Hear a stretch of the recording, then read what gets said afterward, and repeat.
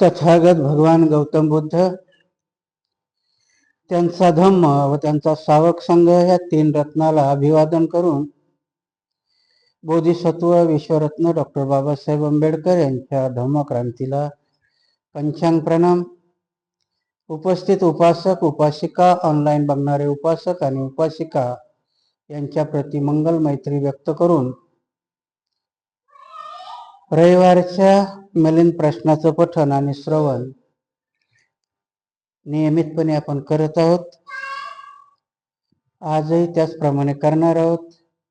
मागच्या रविवारी आपण पाप आणि पुण्य, कुशल आणि अकुशल कर्माची फळं हा राजा मिलिंदाने विचारलेला प्रश्न व भंते नागसेनाने दिलेलं उत्तर, त्याची समीक्षा आपण मागच्या रविवारी बघितली. कारण मी प्रत्येक वेळेस सांगतो की मिलिंद प्रश्न हा ग्रंथच असा आहे की साधा वाचत गेलं तर न कळण्यासारखा आहे, परंतु अर्थसहित जर कळाला तर मग मात्र ती आचारसंहिता आहे.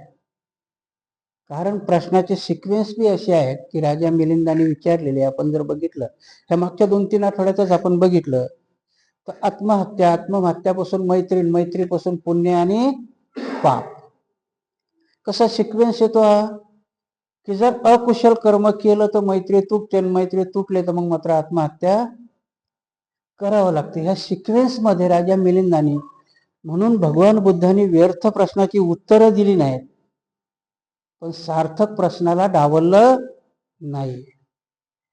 आणि म्हणून कधी कधी बौद्ध धर्माच्या दर्शनशास्त्रामध्ये, कारण दर्शनशास्त्र आणि धर्म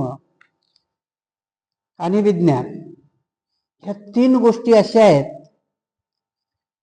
मनात आणलं तर त्या एकात एक मिसळताही येतात, आणि जर त्याचा विपर्यास केला तर मग मात्र त्या वेगळीच कथा निर्माण करतात. आणि म्हणून मिलिंद प्रश्नाला वाचन आणि श्रवण करत असताना दोघंही उपस्थित असणं जरुरी आहे. कारण भिक्षू किंवा प्राध्यापक किंवा शिक्षक वर्गामध्ये टीचिंग करत असताना तो त्या याच्यामध्ये सम्मिलित असावा, आणि ऐकणारा विद्यार्थीही ग्रहण करण्याकरता त्या शिक्षकाबरोबर जॉईन असावा, तेव्हाच ते कळतं, नाहीतर मग कळत नाही. कारण आता बरेचसे, कारण मला अनुभव यायला लागलेत की महाराष्ट्रामधले थोडकेच आहेत आपल्याला लोक बघणारे, रोज 500, 600, 700, 1000, 1200 लोक बघतात, आणि 1000, 1200 मध्ये 2-3 जण तरी प्रश्न विचारतात, फोन करतात, आणि निरर्थक नसतात, प्रश्न निरर्थक नसतात. कारण काही गोष्टीमध्ये आपण निरर्थक प्रश्नाच्या पाठीमागे लागतो, परंतु आता मला ज्यांचेही फोन येतात, साधारणतः दिवसाला 1-2 फोन येतात, आणि मग त्याच्यामध्ये जे प्रश्न विचारलेले असतात त्याला अर्थ असतो, सार असतो, आणि मग समाधान होतं की आपण जे शिकवतो ते लोकांपर्यंत पोहोचतं. कारण टेस्ट असते, जसं मॅट्रिकची परीक्षा बोर्डाची आहे आणि त्याची परीक्षा घेतल्यानंतरच रिझल्ट येतो, आपल्या धर्माची टेस्ट काय आहे, तशी काही परीक्षा आहे का आपल्याकडे की आता हा धार्मिक झालाय, हा अधार्मिक आहे? कारण वर करणी बघणारा धार्मिक दिसणारा माणूस अत्यंत अधार्मिक असू शकतो, आणि वर पाहणारा की धर्माच्या कुठल्याही कार्यक्रमाला न जाणारा, कुठेही विहारात न जाणारा तो माणूस खूप चांगला धार्मिक असू शकतो. पण त्याची टेस्ट घेण्याची, ज्याला आपण म्हणतात ना की भाताची परीक्षा एक शीत उचलून केल्या जाते, तशी धार्मिक याच्यामध्ये तशी टेस्ट घेण्याची कुठलीही पद्धत नाहीये. आणि मग कुठल्याही गुरुला किंवा भिक्षूला किंवा प्राध्यापकाला आध्यात्मिक जीवनामधली टेस्ट कोणती असेल तर त्यांनी दिलेलं प्रवचनावरती लोकांनी उपस्थित केलेले प्रश्न आणि ते सार्थक प्रश्न असतील तर मग समजायचं की तुम्ही योग्य मार्गावरती आहात.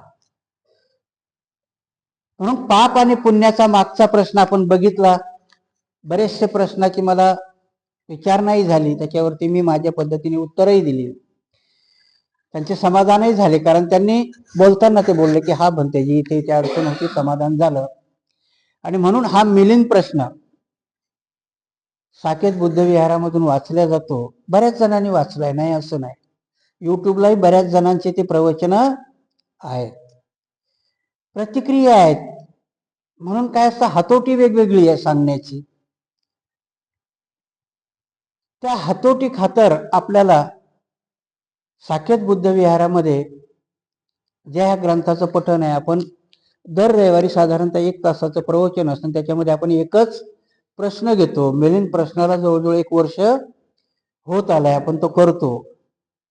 आणि मग बऱ्याच जणांच्या प्रतिक्रिया अशा आहेत की भंतेजी आम्ही बऱ्याच ठिकाणी ग्रंथ वाचन करतो, आम्ही स्वतःही वाचतो, परंतु तुम्ही सांगता, आता ते आत्मस्तुती म्हणून नाही, पण तुम्ही सांगता तर चांगलं कळतं. मी हे अरंत भिक्षू तर नाहीये, कारण मी माणूस आहे तुमच्यासारखा, मलाही कोणी माझी स्तुती केलेली आवडते.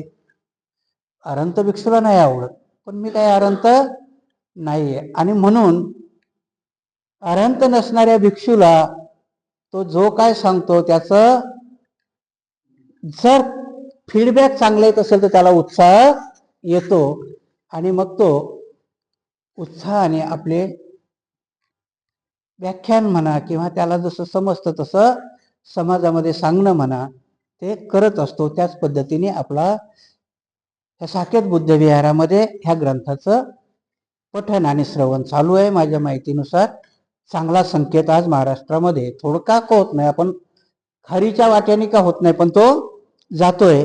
आणि म्हणून आजच्या प्रश्नाकडे वळू. मी आजचा प्रश्न छोटाही आहे आणि मला एका ठिकाणी जायचंय, म्हणून जास्त प्रवचनाच्या भानगडीत मी पडणार नाही. आजचा प्रश्न आहे थोडा लवकरात लवकर घेऊ, कारण एका ठिकाणी आता तुमच्या ह्या साकेत बुद्धविहाराने मला एवढं प्रचारित केलंय की कमीत कमी या भावशिंगपुऱ्यामध्ये तरी मीच असावं असं बऱ्याच लोकांची हे असते. कारण आज 3 कार्यक्रम आहेत मला, आणि रविवारच असतो, मग सगळ्या जणांची अपेक्षा असते. आणि मग थोडंसं प्रवचन ऐकून त्यांच्यातही सुधारणा झाली की भंतेजी नाही जेवायला आले तरी पण कार्यक्रमाला या, म्हणून आज 3 कार्यक्रम आहेत. त्यांना सांगितलं की 12:30 वाजता मला इथे साकेत बुद्धविहारातून मी सुटेल. बाजूलाच एक 12:30 ते 1:30 वाजेपर्यंतचा कार्यक्रम आहे. त्याच्यानंतर निसर्ग कॉलनीमध्ये 1:30 ते त्याच्यानंतरचा कार्यक्रम आहे. कारण बऱ्याच जणांची अपेक्षा, सांगितलं मी त्यांना लेणीवरती जा, विपश्यना बुद्धविहारामध्ये भिक्षू आहेत, पण नको भंतेजी तुम्ही नाही जेवले तरी चालेल, पण आमच्याकडे पूजेला तुम्हीच या, असा आग्रह असतो. आपण म्हणतात ना, ती आत्ममुग्धता आपल्यात येता कामा नये. कारण मीच कुणीतरी मोठा आहे, जेव्हा हे तुमच्यामध्ये यायला लागतं मग तुमचं पतन व्हायला सुरुवात होते. आणि त्या पतनापर्यंत आपल्याला जायचं नाही, कारण मी एवढा मोठा भिक्षू नाही. मोठमोठे भिक्षू आहेत, तेही त्यांच्या परीने. आज तुम्ही जर युट्यूबवर गेला तर लाख लाख 2-2 लाख फॉलोअर असणारे भिक्षू आहेत, त्यांचे प्रवचन आहेत, ते चांगले सांगतायत.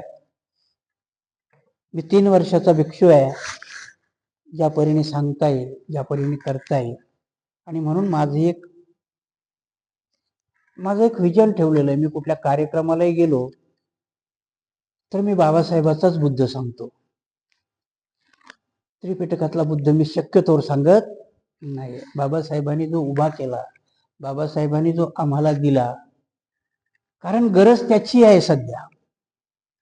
त्रिपिटकातला बुद्ध खोटा आहे असं मला मुळीच म्हणायचं नाहीये, परंतु त्रिपिटकातला बुद्ध ऐकण्याची कम्युनिटी अजून आमची तयार झाली नाही.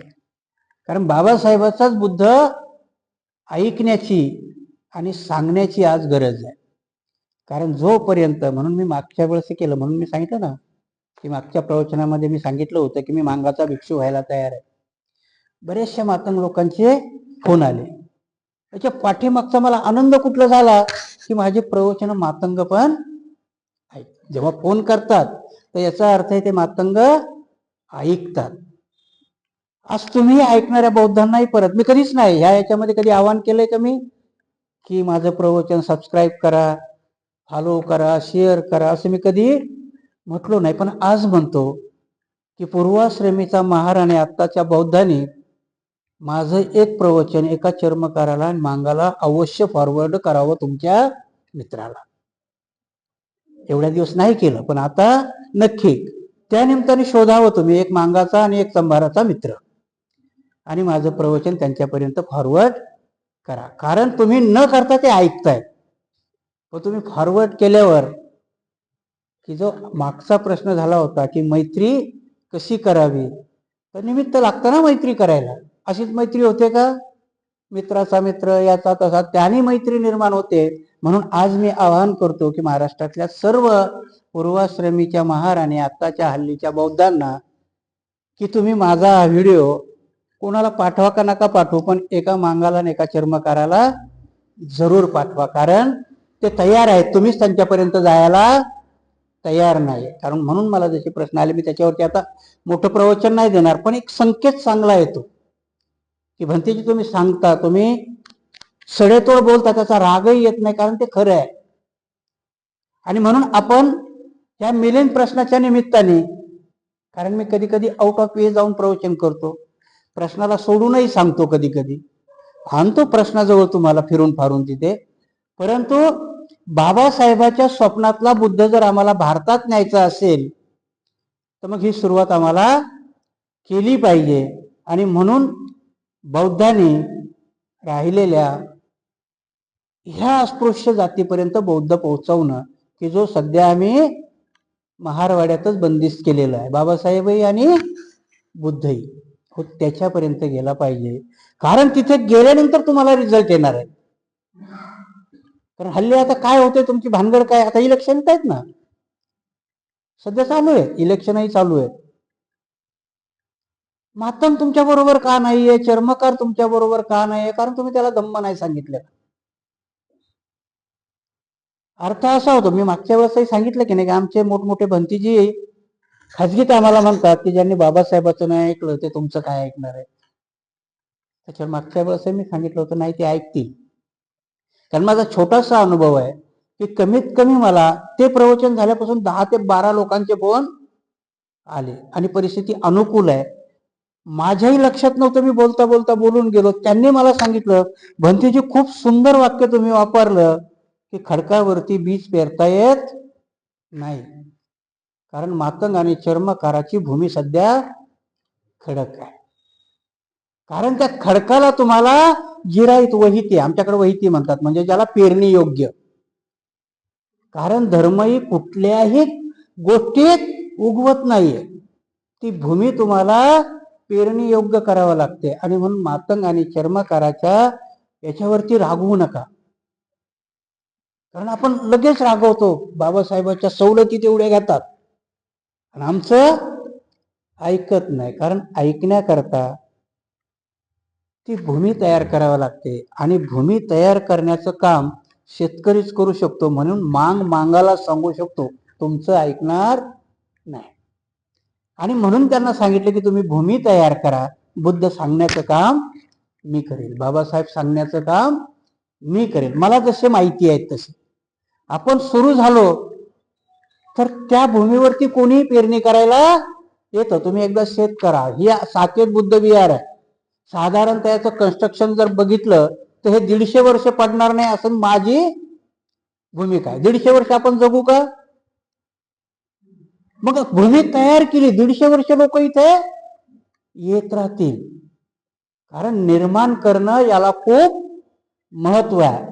आणि म्हणून जोपर्यंत आम्ही निर्मिती करत नाही, निर्मिती केल्यानंतर उपभोग घेणारे आणि सांगणारे चिक्कार येतील. बुद्धांनी जेव्हा धम्म निर्माण केला, धम्म सांगितला, तेव्हा 2700 वर्षापासून कितीतरी अरहंत झाले, कितीतरी अनागामी झाले, कितीतरी आजही ज्याच्या त्याच्या परीने जे ते धर्म सांगतात. फक्त निर्मिती करायला पाहिजे. आणि म्हणून जो आपला राग असतो की मांग आणि चर्मकार आमचं ऐकत नाहीत, हे चुकीचं आहे. आम्हाला ती भूमी निर्माण करावा लागेल. आणि एकदा भूमी निर्माण केली तर माहिती नाही मातंगाचाही एखादा भिक्षू अरंत होईल. आजही मातंगाची बरीचशी लोक काम करतात पण प्रसिद्धीच्या झोतात नाहीयेत. प्रसिद्धी माणसाला दोन गोष्टी करते. एक तर प्रसिद्धी तुम्हाला एवढं गर्विष्ठ बनवते की तुमच्याजवळ असलेलं चांगलं धनही तुम्ही विसरून जाता आणि त्या प्रसिद्धीच्या झोतात वाईट सांगायला सुरुवात करता. ही एक प्रसिद्धीची मायनस पॉइंट की जो प्रसिद्ध पावलेली लोक आहेत.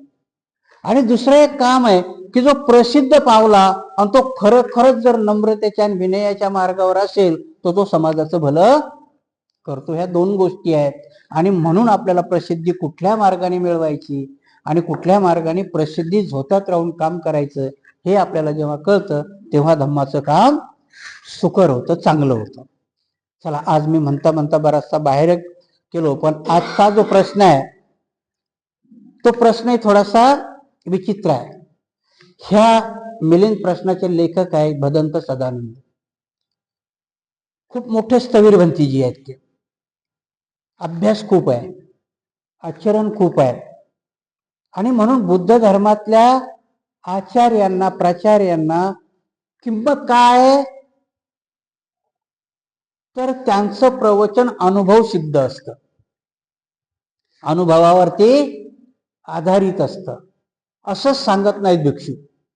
छोटा का होईना पण अनुभव असल्याशिवाय ती गोष्ट ते ठोकून देत नाही. अनुभवाच्या कसोटीवरती जोपर्यंत येत नाही. आणि म्हणून आजच्या प्रश्नाच्या खालीच तळटीप लेतात भदंत सदानंद की हा प्रश्न जो आहे हा जातकामधला आहे, परंतु भगवान बुद्धाच्या धम्म उपदेशामध्ये ही गाथा कुठेही आलेली नाहीये. ते खाली तळटीप मुद्दाम लिहितात. आणि परत तुमच्या माहिती करता सांगतो की त्रिपिटकामध्ये भगवान बुद्धानेच त्यांचे 82,000 स्वतःची वचनं आहेत आणि 2,000 ही अरंत भिक्षूची वचनं आहेत. कारण बुद्धानेच परमिशन दिलेली आहे तुम्हाला ऍडिशन करायला. आणि म्हणून बाबासाहेबांनी बुद्ध धर्मातलं काहीही काढून टाकलं नाही. बाबासाहेबांनी काय केलेली आहे ऍडिशन केलेली, त्याच्यात भर टाकलेली. 22 प्रतिज्ञा ही काय आहे ऍडिशन आहे. त्यातलं काही काढलं नाही बाबासाहेबांनी. बुद्ध धर्मातलं काहीही काढलं नाही. चुकीच्या व्याख्या करतोय आम्ही. बाबासाहेबांनी जातक नाकारलं. बाबासाहेबांनी जातक नाकारलं नाही. बाबासाहेब त्याच्यावरती शक घेतात की ही बुद्धाची वचनं असतील असं मला वाटत नाही पण ते बौद्धिक आहे असं बाबासाहेब म्हणतात. म्हणून बाबासाहेबांनी ते नाकारलेलं नाही. बाबासाहेब ते बौद्धिका करतात. आणि म्हणून जातकही तुम्हाला कसं आहे, बुद्धाचा इतिहासही कसा आहे.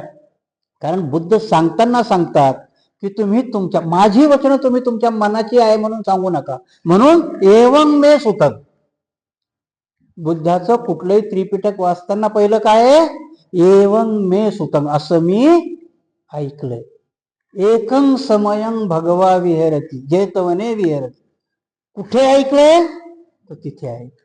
नुसतंच ऐकलं नाही, कुठे ऐकलंय त्या जेतवनामध्ये. आणि कशा परिप्रेक्षामध्ये ऐकलं की एक उपासक आला आणि भगवंताला त्यांनी हा प्रश्न विचारला. गप आहे का नाही. काळ वेळ आणि व्यक्ती याच्यामध्ये बुद्ध सांगितलेला आहे, कुठे गप मारलेली नाही.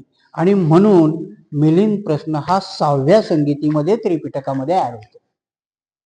जशी 2,000 भिक्षूची वचनं ऍड झाली तशी. आणि म्हणून आता भाकीत आहे की आता जर 7वी संगीती झाली तर त्या संगीतीमध्ये बुद्ध आणि त्याचा धम्म हा त्रिपिटकामध्ये ऍड होईल, समाविष्ट होईल.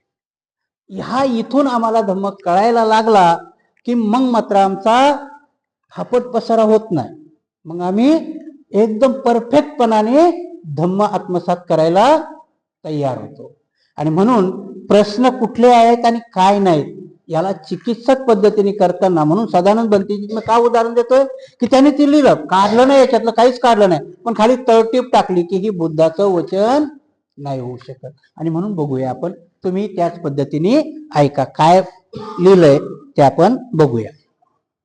भंते नागसेन सदा भगवान बुद्धानेच म्हटले आहे की जर का येता संधी चालून आणि लाभता एकांत स्थान, असो कुणी दुष्टमती जाण पुरुष तो, न लाभता कुणी समर्थ लोळा पांगळा असो असमर्थ, सकल स्त्रिया व्यभिचारार्थ होती प्रवृत्त. काय याचा अर्थ? की स्त्री ही मूळतःच व्यभिचारी आहे. याचा अर्थ काय? स्त्री ही मूळतःच व्यभिचारी आहे. साधारण भंतीजी लिहितात हे बुद्धाचं वचन नाही, बुद्ध असं म्हणू शकत नाहीत. परंतु त्याच्या पुढे जाऊन म्हणतात की अमरादेवी नावाचं एक जातक आहे. ती अमरादेवी आपला पती बाहेर देशात जातो आणि तो कमीत कमी 7 वर्ष येत नाही, आणि ती एवढी सौंदर्यवती आहे, एवढी रूपवान आहे की तिला भ्रष्ट करण्याकरता गावातली सगळी मंडळी प्रयत्न करतात, तिला पैशाचंही आमिष दाखवतात, सगळं करतात, तरीही त्या आमिषाला बळी पडत नाही, शीलभ्रष्ट होत नाही. असे 2 प्रसंग राजा मिलिंदाने नागसेनाला विचारलेले आहेत. आता इथे मला सांगताना स्त्रीविषयी केलेला परत एक युक्तिवाद काय दिला जातो की भगवंतांनी स्त्रीला संघामध्ये प्रवेश देताना पहिल्यांनी नकार दिला आहे की नाही? सगळ्यांनी ऐकलं की नाही? चुकीची व्याख्या सांगतात. भगवंतांनी कोणाला नकार दिलाय? पहिली प्रवर्जा कोणी मागितली? प्रजावतीने. महावाईन कोण आहे ती? आई आहे. आणि कोण आहे? महाराणी आहे. भगवान बुद्ध तिच्याजवळ 29 वर्ष राहिले. भगवान बुद्धाला तिची चर्या माहिती आहे. ही महाराणी एकदम ह्या कठीण जीवनामध्ये ती खरोखर राहील का, ही शंका बुद्धाला आहे. स्त्रीला नाही नाकारलेलं त्यांनी, प्रजावतीला नाकारलेलं आहे. दीक्षा कोणाला नाकारलेली आहे? प्रजावतीला. तुम्ही विचार करा की हल्लीची आताची इंजिनियरची बायको उन्हात गेल्यावरही तळमळते की नाही? एशीत राहायची सवय आहे ना. ती महाराणी होती. एशीत राहणारी बाई खेड्यात नेऊन तिला जर काम कर म्हटलं तर करेल का? तर्काची गोष्ट आहे की नाही? ती महाराणी होती. तिच्या पुढे सुख लोळून घेत होती. बुद्ध विचार करतात ही मला दीक्षा मागायला आली, पेलेल का हिला? बुद्धापुढे हा प्रश्न आहे. कारण आमचे भिक्षू लोक नाही सांगत, आम्हाला तर्कवादानी नाही करतात. बुद्ध तर्क करायला शिकवतात ना. कारण पहिली दीक्षा कोणी मागितलेली? प्रजावतीने. आणि बुद्धाचा नियम काय? जो मागेल त्याला द्या. आपण होऊन द्यायचं आहे का? भंतेजी गेले, बुद्ध गेले तर गावाच्या गावात दीक्षा देत सुटलेत का? जो मागायला आला तर आई भिक्कावे म्हटलं दीक्षा दिली. तशी प्रजावती मागते. आणि प्रजावती 29 वर्ष बुद्धाला माहिती आहे महाराणी आहे ती, सारे सुखामध्ये वाढलेली आहे. उद्या भिक्षापात्र घेऊन 5 घरं मागायला जाईल का? जर नाही भिक्षा मिळाली तर ही उपाशी राहील का? हा शक आहे बुद्धाला. आणि म्हणून ते नाही म्हणतात. कारण याच्या पुढचं, कारण तर्क कसा करायचा याच्या पुढचं उत्तर आनंद म्हणतात. भंतेजी मग काय स्त्री अरहंत होणारच का नाही का? त्रिपिटकामध्ये नाही म्हणतात ते आनंद. आनंद स्त्री हक्कदार आहे अरहंत होण्याची, आणि ती होऊही शकते. परत याचं अजून एक उदाहरण आहे. भगवान बुद्धाला जेव्हा बोधी प्राप्त होते तेव्हा मारसेना शेवटचा प्रश्न बुद्धाला करते, आता तुम्हाला निर्वाण प्राप्त झालं, महापरिनिर्वाण घ्या. हे अभ्यास नाही केले आमच्या लोकांनी. बुद्धाला काय सांगितलंय? तुम्हाला आता निब्बाण मिळालं, सम्यक संबुद्ध झालात, परिनिर्वाण स्वीकारा. मारसेना सांगते शेवटची त्यांना. तिथे बुद्ध म्हणतात की नाही, मी जोपर्यंत 4 संघाची निर्मिती करणार नाही तोपर्यंत मी महापरिनिर्वाण स्वीकारणार नाही. कधी म्हटलेले आहेत बुद्ध? बोधी प्राप्त झाली त्या दिवशी. कुठले 4 संघ निर्माण करायचे? भिक्षू, भिक्षुनी, उपासक आणि उपासिकाचा. त्याच्यानंतर 12-13 वर्षांनी प्रजावती दीक्षा मागते. बुद्धाने अगोदरच सांगितले त्यांना संघ निर्माण करायचे आहे. योगायोगाने पहिली मागणारी प्रजावती आहे, आणि म्हणून बुद्धाने नाकारलेला आहे. आणि म्हणून इथला हा प्रश्न जसा आहे की राजा मिलिंदाने विचारलं की खरं स्त्री ही मूळतःच व्यभिचारी आहे का? कारण ह्याच कथा, कारण मी नेहमी सांगत असतो तर्काने, स्त्रीवर का बंधनं लादली? हिंदू धर्मामध्ये मनुस्मृतीने शूद्रापेक्षा स्त्रीला खालच्या लेवलवर का नेऊन ठेवलं?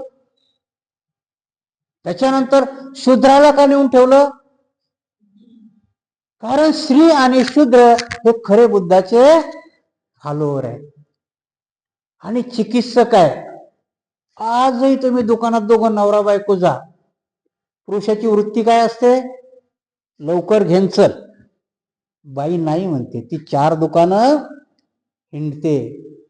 त्या भावात पण ती चिकित्सा करते. ही भीती होती मनुस्मृतीला की जर बाईला अधिकार दिला तर ती चौकसपणाने याची चिकित्सा करेल आणि मग आमचं सर्व गुपित उघड होईल. आणि म्हणून स्त्रीला आणि शूद्राला ते वाचायलाच मनाई केली, की बुद्धाने खुली केली. म्हणून बुद्ध कधी स्त्रीच्या विरोधात नव्हते. स्त्री ही बुद्धाची, तरी आजही तुम्ही बघा, डोळे उघडे ठेवून बघा, विहारामध्ये गेलात तर प्रमाण स्त्रीचं जास्त सापडेल तुम्हाला. ती तेव्हापासून चालत आले, डीएनए येतो. धम्माला स्त्रीने लवकर आत्मसात केलं. स्त्री ही कुटुंबाची रचयिता आहे. आणि म्हणून तोही एक सांगितला की आजपर्यंत महिला सम्यक संबुद्ध का नाही झाली? अमरावतीचा प्रश्न आहे की सम्यक संबुद्ध का नाही झाली? कुठे त्रिपिटकामध्ये नाही लिहिली जाते. आम्ही तर्कानेच करायचं की सम्यक संबुद्ध जर स्त्री झाली तर बुद्ध पैदा होणं थांबतील. कारण कुठून येतात बुद्ध? स्त्रीच्या उदरातून येतात ना. पुरुषाला ते निसर्गाने दिलंय का? नाही दिलं. आणि सम्यक संबुद्ध झाल्यानंतर निर्मिती बंद होते. आणि म्हणून स्त्रीला, तुमच्या माहिती करता सांगतो, कोणी सांगत नाही, भगवान बुद्धाच्या मातेला जन्म, कुठल्याही सम्यक संबुद्धाला जन्म दिल्यानंतर आईने 7व्या दिवशी मरायचं. हे कॉन्ट्रॅक्ट असतं दोघांमध्ये. तुम्ही बऱ्याच वेळेस बघितलं असेल की सुमेध नावाचा हत्ती महामायेच्या स्वप्नात जातो आणि परमिशन घेतो, मला तुझ्या उदरामध्ये स्थान हवंय. आणि तिथेच कॉन्ट्रॅक्ट असतो की मला जन्म दिल्या 7व्या दिवशी आईने मरायचं, कारण ती फक्त बुद्धाचीच माता राहिली पाहिजे. कारण 7व्या दिवसानंतर जर समागम झाला तर गर्भधारणा राहण्याची शक्यता असते. आणि म्हणून आपल्याकडे अजूनही काही काही त्या म्हणी पडलेल्या आहेत की ओल्या कुशीने, कधी कधी मूल मेलं तर बाई म्हणते ना, ओल्या कुशीने गर्भवती झाली. खूप मोठे अर्थ आहे त्या शास्त्रामध्ये. आणि म्हणून भगवान बुद्धाची आई, आम्हाला तुम्हाला त्रिपिटक म्हणतात, 3 पिटक आहेत की नाही? स्त्री कशी श्रेष्ठ आहे? त्रिपिटकामध्ये सगळ्यात शेवटचं पिटक आहे अभिधम्म पिटक. अभिधम्म पिटक चांगल्या भिक्षूला नाही कळत, मलाही नाही कळत, मी काही दावा करत नाही, मला काहीच नाही कळत त्या अभिधम्म. मी घेतलंय वाचायला पण ते याच्यावरून जातंय. पण काही गोष्टी त्याच्यातल्या कळतात, कारण अभिधम्म पिटक हे कृतीवरती, मनावरती काम करतं. आणि तिथे कॉन्ट्रॅक्ट आहे त्या आईचं आणि बुद्धाचं, की ज्या दिवशी बुद्धत्व प्राप्त होईल त्याच्यानंतर तो पहिला अभिधम्म येऊन कोणाला सांगितला पाहिजे? आईला सांगितला पाहिजे. भगवान बुद्धाची आई महामाया कुठे उत्पन्न झालेले आहेत? त्या देवलोकामध्ये उत्पन्न झालेले आहेत. आणि तिथं पुरुष आहेत त्या. हे जर कोणाला माहिती नसेल, काय कोण आहेत त्या? पुरुष आहेत. आणि भगवान बुद्ध तिथेच अभिधम्म सांगितलाय. भगवान बुद्ध थोड्या वेळाकरता संकिसा नावाचं शहर आहे त्या गावामध्ये उतरतात, कारण त्या देव देशामध्ये भोजनाची व्यवस्था नाही. भगवंत शरीरधारी आहेत आणि म्हणून भोजनाकरता इथे येतात. तिथे काय सांगितलंय ते येऊन खाली सारीपुत्ताला त्याचा सार सांगतात. अभिधम्म पूर्ण सांगत नाही. तिथे जे प्रवचन दिलंय त्याचा सार फक्त सारीपुत्ताला सांगतात. आणि सारीपुत्ताला जाताना एक बजावून सांगतात की मी आनंदाला वचन दिलेलं आहे, आनंदाने वधून घेतलेलं आहे बुद्धाकडनं, 8 मागण्या केलेल्या आहेत. मी तुमचा उपस्थापक होतो, पण ह्या 8 गोष्टी तुम्ही केल्या पाहिजे. त्यातली एक गोष्ट आहे की मी हजर नसताना तुम्ही कुठेही प्रवचन दिलं तर ते येऊन मला सांगितलं पाहिजे. जाताना बुद्ध सारीपुत्ताला वॉर्निंग देऊन सांगतात की कोणाला सांग की नको सांगू, पण मात्र आनंदाला हे जरूर सांग. सारीपुत्त 500 भिक्षूला सांगतात. तो 1 वर्षावास बुद्धाचा त्या तावशिंग देवलोकात झालेला आहे. आणि त्याच्यानंतर बुद्ध सांगतात की हा अभिधम्म माणसांना सांगू नका, उपासकांना सांगू नका. कठीण आहे, कारण ते जमणार नाही त्यांना. आणि म्हणून सारीपुत्ताने, मी श्री विषयीचा प्रश्न आणतोय तुम्हाला, कोणामध्ये सांगितलेला आहे? फक्त खाली 500 भिक्षू मध्ये सांगितलेलं आहे. अनाथ पिंडकाचं नाव तुम्ही ऐकलेलं असेल. त्या जमान्यामध्ये माणूस जर मृत्यूशय्येवर असेल तर भिक्षू तिथे जाऊन परित्राण करायचे. आजही ती पद्धत आहे. आजही भिक्षू लोकांना जर फोन केला की आता हे जाण्याचे संभव आहेत, आम्ही काय सांगतो, मोबाईल मध्ये परित्राण पाठ त्यांच्या कानाजवळ लावा. ही पद्धत कुठली आहे? तिथे अनाथ पिंडकाचा मृत्यू होताना भगवान बुद्ध सारीपुत्ताला त्याच्याकडे पाठवतात. आणि मग ते अनाथ पिंडक अनागामी आहेत. ते म्हणतात मला माहिती आहे, आता मी थोड्या वेळाने करणार आहे, पण सारीपुत्त तुम्ही भगवान बुद्धाचा उजवा हात आहात. भगवान बुद्धाचे तर मी सगळेच प्रवचन ऐकलेले आहे, मी जे नाही ऐकलं ते मला सांगा. आणि त्यांनी न ऐकलेला अभिधम्म सारीपुत्र त्या अनाथ पिंडकाला सांगतात. अनाथ पिंडक मरणाच्या दारात, बघा कशी लोक होती ती, मरणाच्या दारात असताना हात जोडून सारीपुत्राला सांगतात, हे मला अगोदर का नाही सांगितलं? विनंती करतो तुम्हाला की भगवंताला सांगा की हे माणसाला द्या. आणि तेव्हापासून अभिधम्म उपासका करता खुला. ह्या ज्या कथा आहे, आणि म्हणून इथे स्त्रीला सांगितलं की ह्या अंबरादेवीची कथा आहे की जी भगवंत एका ठिकाणी असं म्हणतात, असं राजा मिलिंद म्हणतो. भन्ते नागसेने दोन्ही याची उत्तरं देतात. तर ती ह्या पद्धतीने देतात की स्त्रीला कुणीही, आज पण आपण काय करतो की स्त्री ही अबला आहे म्हणून तिला कुणी करू शकतो आजपर्यंतही. आता मी कधी कधी काही गोष्टी चुकीच्या होतात तर्कानुसार बघितलं. आजही आमचा 2 दिवसाचा सामनेर 20 वर्षाच्या भिक्खुनीच्या पाया पडत नाही. आणि कारण कोणाचं देतो? चुकीचं आहे ते. मग आम्ही बुद्धाच्या तर्काला कुठेतरी खोडतो का? भगवान बुद्ध प्रज्ञेला शरण जायला सांगतात ना. आणि भगवान बुद्ध सम्यक संबुद्ध कोण कसे आहेत? तर ते स्त्री पुरुषाच्या वरती आहे. त्यांच्याजवळ ती संकल्पनाच नाही त्यांच्याजवळ ती. आणि आज मात्र आम्ही त्या भिक्षुनी संघाला, आणि म्हणून आम्ही केवढं मोठं पातक करतोय. भगवान बुद्धांनी 4 संघ निर्माण झाल्याशिवाय, केल्याशिवाय मी महापरिनिर्वाण स्वीकारणार नाही. आणि आम्ही आत्ताचे मोठमोठे भिक्षू त्या भिक्षुनी संघाला सहकार्यच करत नाही. दिली पाहिजे ना. मला पण खूप कधी कधी मी चर्चेत बसतो त्यांच्या, शक्यतो घेतच नाही. सामने रे 3 वर्षाचा कशाला घ्या चर्चेत, मी बळच जात असतो. आले का मोठे भिक्षू विहारात, मी बाजूबाजूला रेंगाळता त्यांच्या चर्चेमध्येच उडी मारतो. उडी मारली, प्रश्न टाकून द्यायचा, निघून जायचा. आपच बसतात चर्चा करत. अशा चर्चा करताना तर हे झालं पाहिजे. आणि म्हणून काय होतं की भिक्षुनीचा संघ जर निर्माण नाही झाला तर आम्ही बुद्धाचं तत्वज्ञान, बुद्धाची त्यांची जी प्रेरणा आहे तीच आम्ही कुठेतरी खंडित करतोय. आणि म्हणून स्त्रीला का कमी लेखल्या गेलं? स्त्रीला आजही पितृसत्ताक दृष्ट्या, म्हणून भगवान बुद्धाला सिद्धार्थ नाव आहे त्यांचं. सिद्धार्थचा अर्थ काय? अभिलाषा. महामायेला आणि सिद्धोधनाला वय खूप झालं तरी त्यांना मुलाची अभिलाषा होती. जन्म झाला म्हणून नाव काय ठेवलंय? सिद्धार्थ. गौतम नाव नाहीये त्यांचं. नाव गौतम कुठून पडलं? गौतमी प्रजापती पासून. आईचं नाव महामाया, ही मावशी पण आहे. पितृसत्ताक नव्हते, ते मातृसत्ताक होते. सारीपुत्ताचं नाव काय माहितीये का? सारी हे त्यांच्या आईचं नाव आहे. मोगली हे महामोगलांच्या आईचं नाव आहे. आताही आम्ही भिक्षू झालो की भिक्षू आम्हाला नावं देतात. भगवान बुद्ध दूरदृष्टीचे होते.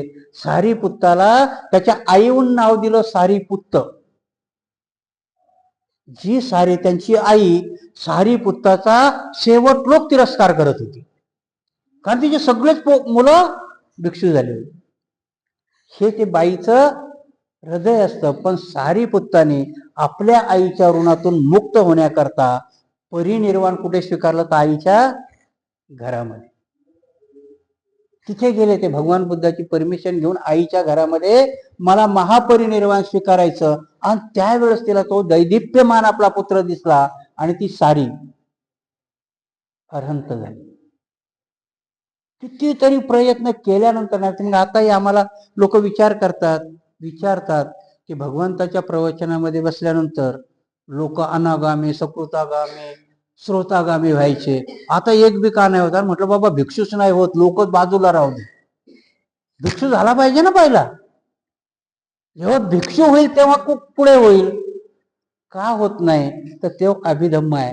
तिथे मनाला चेतना म्हटलं, मनाची चेतना आणि चैतसिक जोपर्यंत, कारण भगवान बुद्धाच्या सभेमध्ये बसलेल्या माणसाची चेतनाच एवढी उंच असायची की 99 खून केलेला अंगुलीमाल बुद्धाच्या सानिध्यात येतो आणि अरहंत होतो. तसं आमच्या सानिध्यात आल्यानं होणार आहे का? कारण जोपर्यंत बुद्ध होत नाहीत, अनागामी आम्ही झाल्याशिवाय तुम्ही श्रोतागामी होणार नाही. आणि अनागामी, श्रोतागामी आणि बुद्धत्वापर्यंत जायला आम्हाला तो समाज निर्मिती करावा लागेल, चेतना निर्माण करावं लागेल. मग कधी कधी आपण वैतागून म्हणतो की ना, एवढे लोक आहेत, येत का नाहीत ओ विहारात? चित्त नाही बनलं ना अजून. चित्त बनलं नाही. जोपर्यंत चित्त बनत नाही तोपर्यंत धार्मिक लेवलवरती तुम्ही जाणार नाही. आणि म्हणून इथे भंते नागसेन म्हणतात की भगवंत श्रीविषयी जे बोलतात, जे अमरावती देवीविषयी बोलले, ते अमरादेवी, ते एक जातक आहे. अमरादेवीविषयी भगवान बुद्धाने तिच्या चारित्र्याची ग्वाही दिलेली आहे. आणि म्हणून श्री ही आणि चारित्र्याची ग्वाही देताना भगवान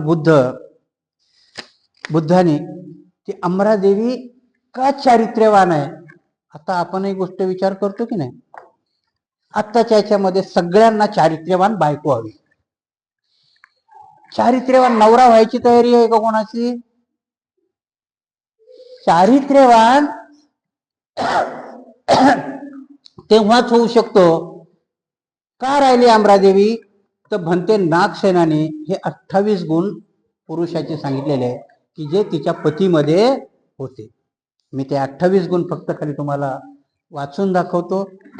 त्या 28 गुणामध्ये आपल्या अंगामध्ये ते किती आहे?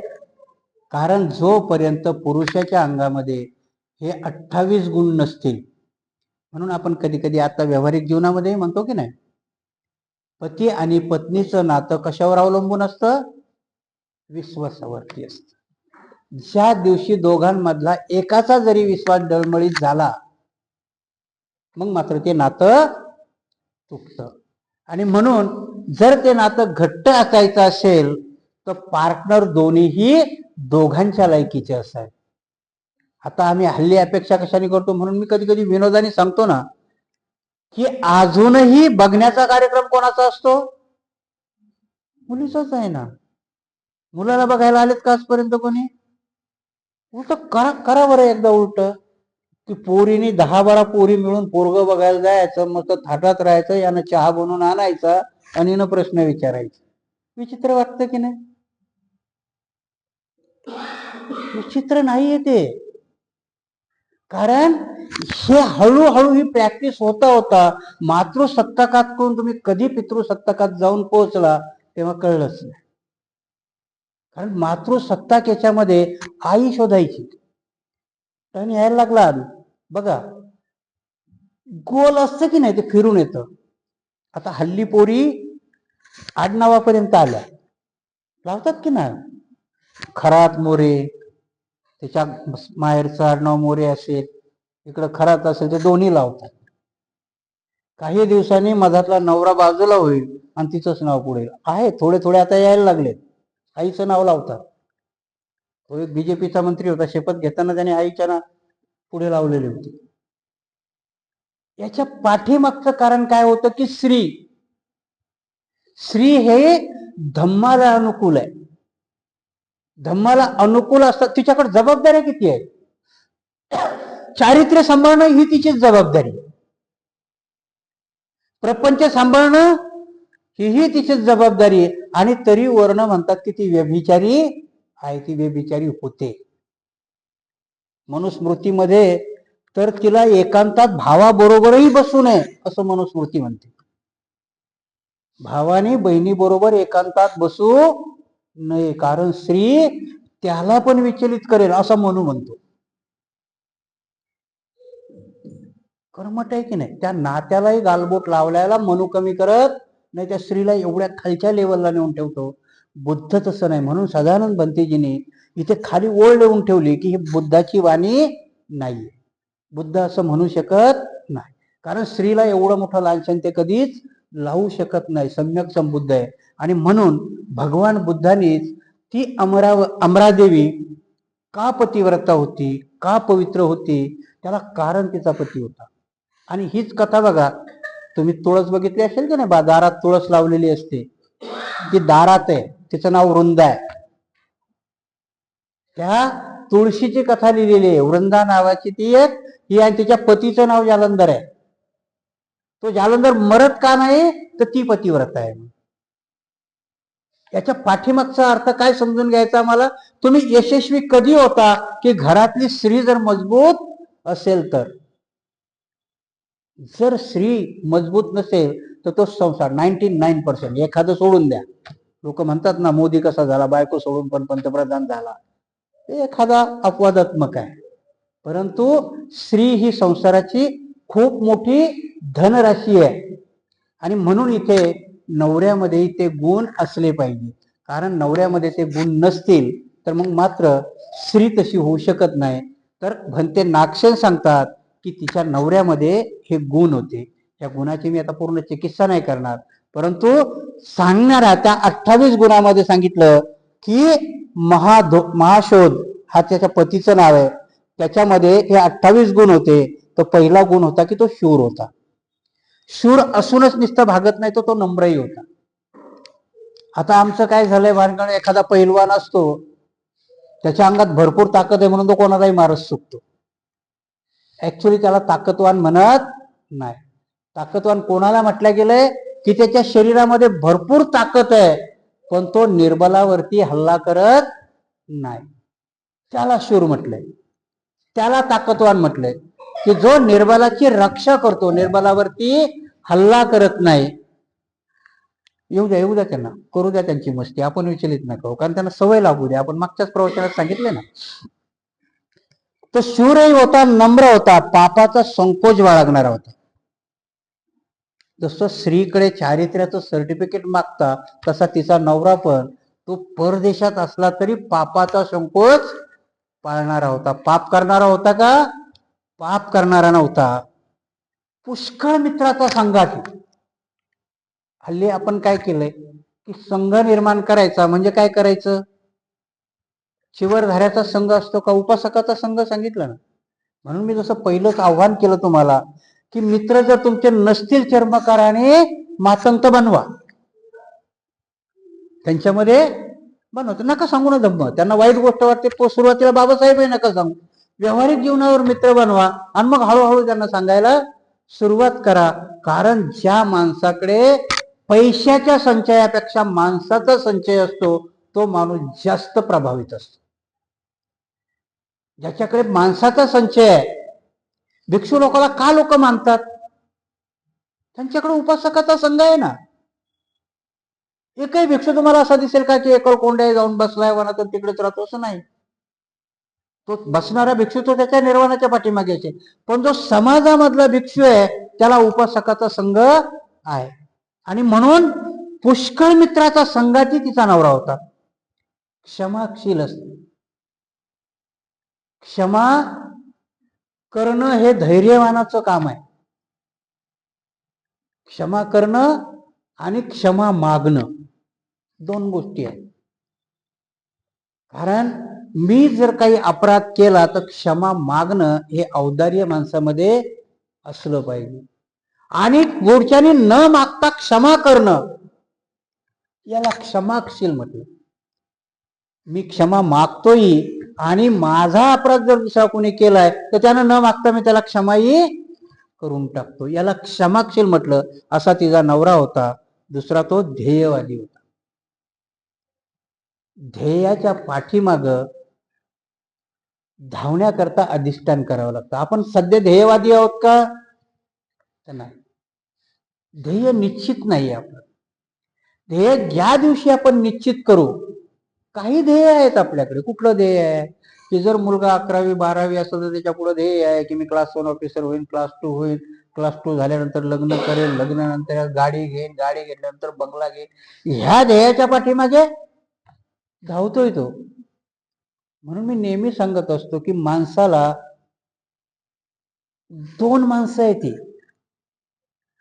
आणि दोन रोग असतात माणसाला. शरीराचा रोग डॉक्टर बरा करतो, पण मनाचा रोग डॉक्टर बरा करत नाही. आता आले मनोरुग्ण, आलेत मनोरुग्णावरती विलास करणारे आलेत. आणि ती थेरपी तुमच्या मी जे सांगितलं ते अभिधम्मपीठ.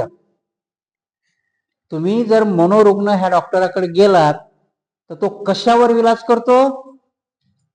तुमच्या माइंडवरती विलास करतो. बघा, गेल्या गेल्या इंजेक्शन नाही होतं. त्याची थेरपी काय आहे? प्रवचनच देतो ना तो एक प्रकारचं. आणि त्या डॉक्टरला जर तुम्ही विचारलं तर माणसाच्या माइंडमध्ये अनकॉन्शियस माइंड जे म्हटलं की नाही, किती लेअर आहेत? कांद्यासारख्या लेअर आहेत. तर ते 7 किंवा 8 सांगतात. 2700 वर्षापूर्वी बुद्धांनी त्या 108 सांगितल्या. म्हणजे तुमचा मनोविकार रुग्ण तुमच्या अभिधम्म पिटकातून आलेला आहे. 127 लेअर बुद्धांनी सांगितलं तुमच्या माइंडच्या. तुमचे चित्त 131 सांगितले. आहे का आपल्याला त्याची कल्पना? मन म्हणतो आपण. कुठे राहतं आपलं मन? सांगता येईल कोणाला त्याची जागा? मन कुठे राहते सांगता येईल का? भगवान बुद्ध सांगतात, अंतर्मन बाहेर मन. दोन्ही मनाचा मेळ बसवताना बुद्ध त्या मनाच्या क्रियेकरता अभिधम्म सांगतात. आणि अशाच पद्धतीचा ध्येयवेडा माणूस, सत्यवादी, क्रोधमुक्त, घमंडरहित. आम्ही आहोत का घमंडरहित? आता ज्याच्या जवळ एक बंगला झाला तरी त्याला घमंड होतो. मागे मी कथा सांगितली होती तुम्हाला की एखाद्या माणसाकडं ह्या एरियामध्ये असल्यापेक्षा एक मोठं इमारत बांधली की तोपर्यंत तो एवढा समाधानी घमंडी असतो की माझ्या घरासारखं घर इथं कोणाचं नाही. दुसरी घमंड कशावर असते माणसाला?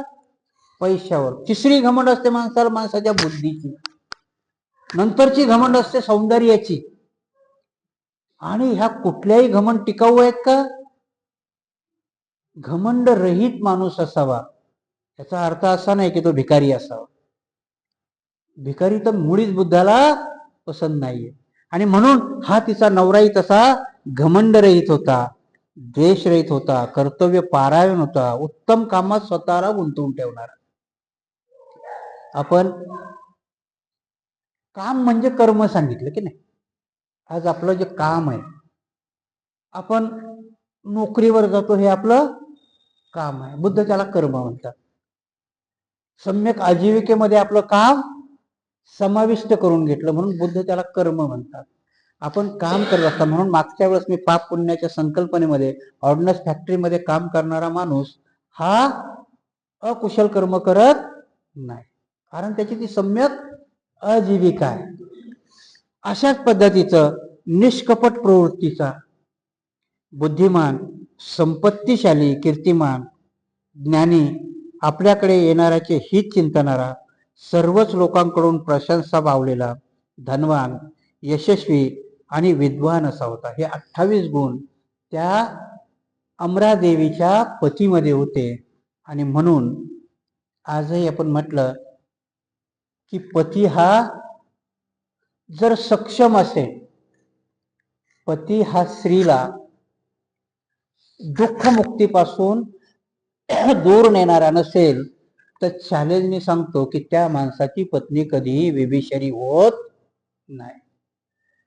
कारण व्यभिचाराची व्याख्या आम्ही कुठे फक्त शरीर संबंधाशी लावली. बुद्ध व्यभिचार तेवढ्यालाच म्हणत नाही. बुद्ध तुमच्या पंचेंद्रियाचा व्यभिचार सांगतात.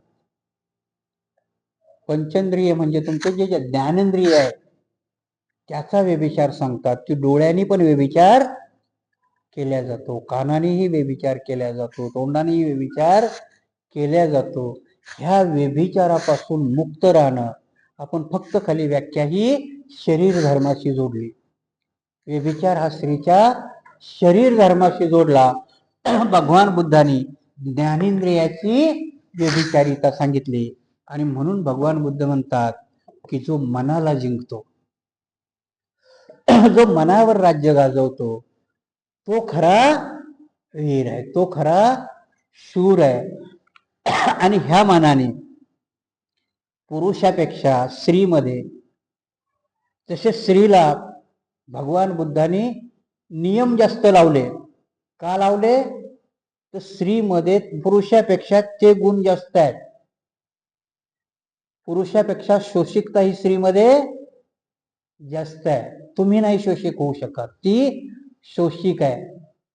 स्त्रीमध्ये ऋतुचर्या ही जास्त आहे, म्हणून नियम त्याला जास्त आहेत. आणि अशा पद्धतीने अमरादेवीचा विचारलेला प्रश्न भंते नागसेनानी सुंदर रीतीने राजा मिलिंदांना समजावून सांगितला की भगवान बुद्ध स्त्रीविषयी म्हणतात की जर हे 28 गुण माणसामध्ये असतील, स्त्रियामध्येही ते गुण उतरायला वेळ लागत नाही. आणि म्हणून स्त्री मूळतःच व्यभिचारी नसते.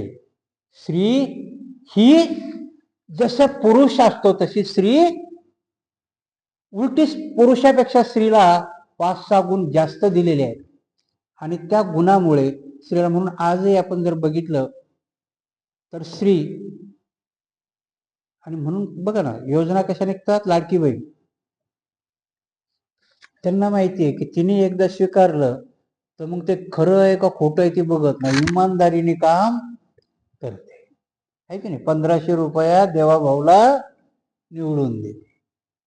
म्हणून सांगितलं ना की स्त्री इमानदार आहे, हा तिच्यातला गुण आहे. आणि म्हणून स्त्रीच्या पुढे, कारण जेवढ्या बी योजना येतात की नाही, बाबासाहेबांनी कोड बिलच का आणलं? कारण 2 प्रवाह आहेत. कोण स्त्रीला उत्थानापर्यंत घेऊन जातो, कोण स्त्रीला पतनाकडे घेऊन जातो. बाबासाहेब उत्थानाला घेऊन जातात, माणूस हा पतनाकडे घेऊन जातो. आणि म्हणून योजनाही बाबासाहेब हिंदू कोडबिल आणतात आणि देवा भाऊ लाडकी बहीण आणतात. याच्यामधला फरक कळला पाहिजे. आणि हा फरक कळला तर आम्हाला मिलिंद प्रश्न लगेच कळतो. आणि म्हणून त्यातली अमरादेवीची जातक कथा इथे राजा मिलिंदांनी प्रश्नाकरता निवडली. त्याच्याकरता जो पहिला प्रश्न आहे, सदानंद भंतेजी सांगतात हे बुद्धाचं वचन नाही. मुळी स्त्री ही जन्मता व्यभिचारी नाही. कारण स्त्री ही अमरादेवी सारखी आहे. अमरादेवी पती 7 वर्ष बाहेर असतानाही तिने गावातल्या एवढ्या लोकांनी तिला भ्रष्ट करण्याचे प्रयत्न केले तरी ती भ्रष्ट झाली नाही. हा तिच्यातला गुण आहे. आणि म्हणून भगवान बुद्धाचं ते वचन खरं आहे. भंते नागसेनाने राजा मिलिंदाला समजवून दिलं. आजही आपण ही स्त्रीची कथा ऐकलीत. म्हणून स्त्रीला किमान आपल्या घरापासून सुरुवात करू, घरात तरी तिला बरोबरीची वागणूक देऊ, इथून आपला समाज सुधारणा होईल. हे मिलिंद प्रश्नाचा अर्थ जर कळला, समाज घरापासूनच समाज बनतो ना. आणि हे घराघरात मिलिंद प्रश्न गेला. माझी ही देशनाही घराघरापर्यंत गेली. आजही मी जसं सांगितलं की प्रत्येक बौद्धाला विनंती आहे की प्रत्येक देशना 2 आपल्या मित्रापर्यंत, बौद्धाला बौद्धच पाठवू नका. नुसतं महारच नाही, चामारच नाही म्हणत, मातंगच नाही म्हणत, परंतु ह्या ज्या 69 जाती आहे आणि जवळजवळ महाराष्ट्रातल्या 227 ओबीसी जाती आहे, त्यांच्यापर्यंत बुद्ध जाऊ द्या. त्यांच्यापर्यंत गेल्यानंतर, भूमी निर्माण झाल्यानंतर प्रतिक्रांती तुमच्या दारात येणार नाही. बुद्ध ज्या घरात जाईल तिथे क्रांती आत जातच नाही, प्रतिक्रांती आत जात नाही. ती डोकावूनच बघते दरवाज्यातून आत, बुद्ध दिसला की ती आत प्रवेश करत नाही. म्हणून बुद्ध घराघरामध्ये जाऊ द्या. जर प्रतिक्रांती आपल्याला रोखायची असेल, RSS ला नुसत्या शिव्या देऊन फायदा आहे का? नाही. कारण RSS शिव्या खाऊन मोठा झाला, आम्ही देऊन छोटे झालो. ते तिथपासून देत आहेत. बाबासाहेबांनी तिथे विरोध केलेला आहे. पहिल्या स्वातंत्र्याच्या याच्यामध्ये महात्मा गांधीचा खून झाल्या झाल्या RSS बॅन झालं. शिव्या देणं तिथून सुरू आहे. म्हणून ते शिव्या खाऊन खाऊन मोठे झाले. आम्ही शिव्या देऊन देऊन काँग्रेस संपली आणि आम्हीही संपलो. म्हणून शिव्या देऊ नका. आपण आपला बुद्ध घराघरात पोहोचवा, ते ऑटोमॅटिक संपतील. बुद्ध हे असं एक औषध आहे की ते सगळ्या वाईटावरती लागू पडतं. आणि म्हणून भिक्षू असो, बौद्धाचार्य असो, धम्मचारी असो, शिकली सवरलेली मंडळी असो, यांनी घराघरामध्ये बौद्ध आणि बाबासाहेब कसे जाईल हा प्रयत्न केला पाहिजे. ह्याच वाक्यावरती आज आपण आपली धम्मदेशना इथे थांबूया.